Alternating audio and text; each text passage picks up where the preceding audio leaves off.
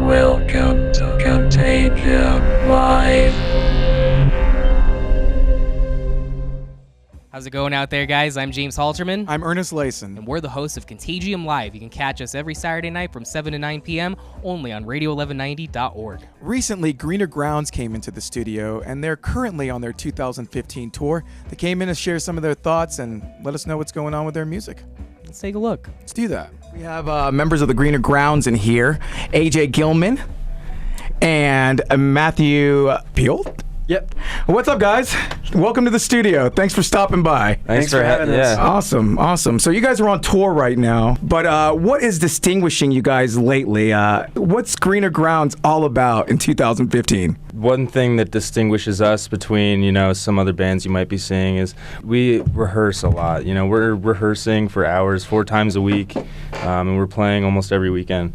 So we're spending a lot of time together, and it's giving us the opportunity to just get better. You know what I mean?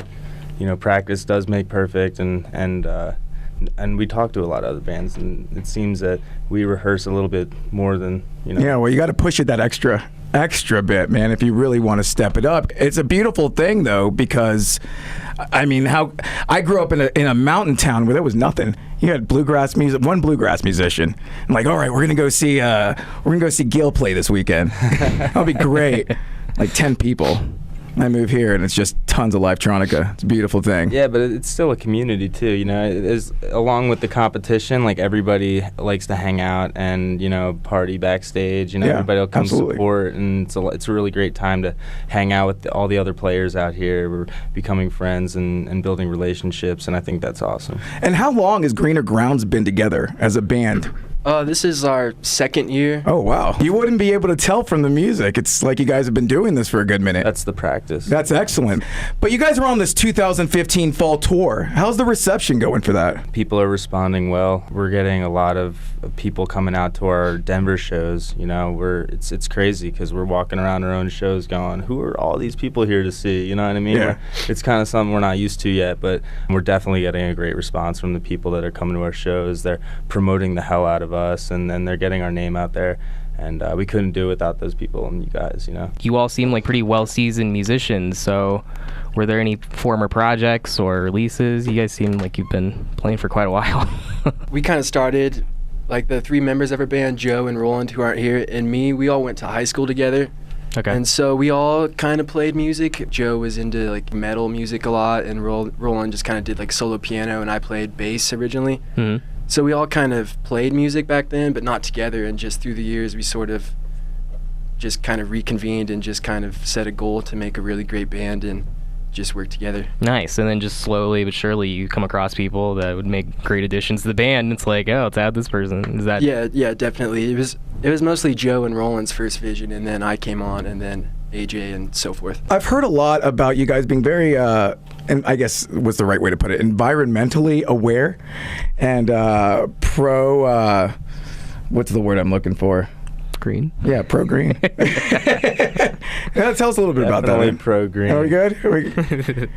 We want people to interpret it their own way, but I don't think you could, it only projects positive in my head, Even though Colorado is happening with the scene, you kind of got to stretch yourself out a little bit. Are you guys planning on doing that? Are you just planning on planting yourself here?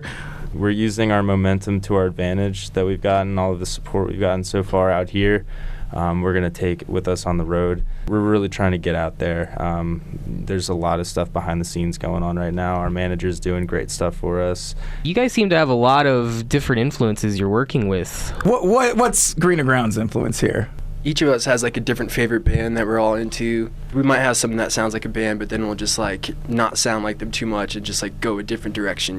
We want to keep people guessing on our sound and what's going to come next. Tell me, where do you see Greener Grounds music headed in the next 5 years? I think that it's going to get a lot tighter.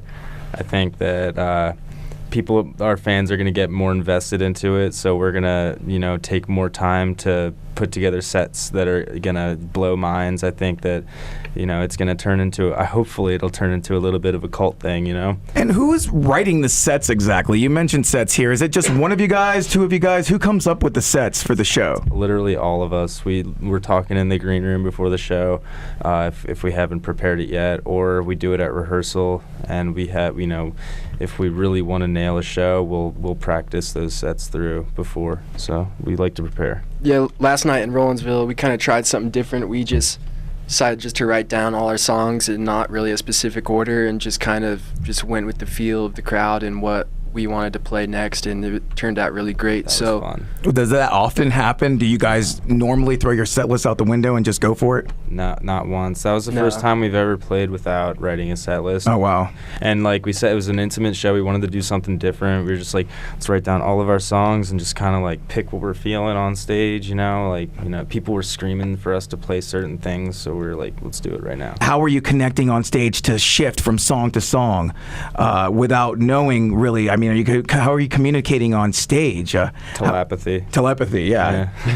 I used to have this weird thing where me and my buddy, we're huge Sound Tribe fans, but one time, and I don't remember the guy's name, Myrrh, I do remember. He was kind of a prick to my buddy. So my buddy's like, I really like these guys, but he was a real prick to me, so how am I going to solve this? So he basically boycotted Myrrh for a year. What he would do is he would act really weird towards Myrrh. He'd go to the Sound Tribe show, he'd stand up front, and he'd just look at Myrrh. Just look at him the whole show, just stare at him. And you'd see Myrrh like look at him, and sometimes he'd connect eyes. It's just really weird vibe between these two. I mean, Jesus. You guys have any weird fans like that? Any crazed fans? Dude, yeah, we have some friends that come to our shows and cause a ruckus, and when you hear Greener Grounds fans like to party, it's because of some of our friends that go and make it that way. Yeah. They make damn sure that it's a party in the crowd. It's kind of a weird show. Yeah. Kind of gets crazy out there, huh? It still seems like a fun vibe, though. Oh, it's great. Oh, yeah. It's great for all crowds, and I think everybody can enjoy it. I've had family come out and see us, and I've seen other people that are much older that are just getting down hard, and it's like you don't see that at most electronic shows. People usually go crazy after You win fans over. Yeah, you got it. It's that first impression. You really have to kill it for people that have never seen you before. And most places we know whether the room has seen us before or not. And it's important to come out strong. So what are your plans for a new album? I've heard that there might be a new Greener Grounds album coming out. Now, you guys released one not too long ago, so it's pretty soon to release the second one, which is great for the fans. But are these just rumors, or is there truth to this? No, it's true. I mean, we thought it was important that as soon as we finish the EP, we start writing new songs for an album. The EP was just kind of just like our initial kind of getting out there into the studio, and like we just really needed like a good songs online to have, but like we want to do way more than that, than just the EP, and we want the album just to like be like 10 times better. And I think as a band now, playing the songs that are on the EP, we're playing these songs better now, and the album will just expand on all we've been doing. Nice. Can you guys go ahead and plug where we can find Greener Grounds music, where we can find your any information about you guys, basically? Find us on Facebook. We're always posting the new sets that we play live, that we get the recordings from.